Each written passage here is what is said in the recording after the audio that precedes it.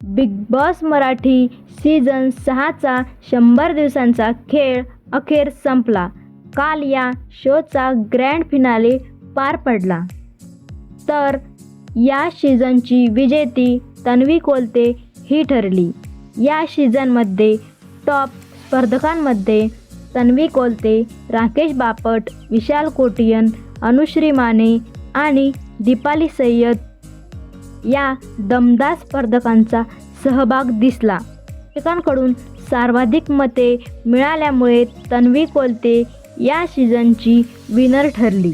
राकेश बापट हा या शोचा रनअप ठरला, तर विशाल कोटियन तिसऱ्या क्रमांकावर राहिला.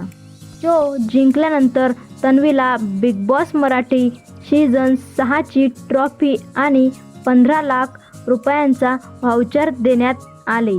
तर पुढे ट्रॉफी दिल्यानंतर तन्वी खूपच भावूक झाली. तिचं स्वप्न अखेर पूर्ण झाल्याची भावना व्यक्त केली. तर बिग बॉस मराठी सीझन 6ची विजेती तन्वी कोलते झाल्याबद्दल तुमचं मत काय आहे हे आम्हाला कमेंट करून नक्की सांगा.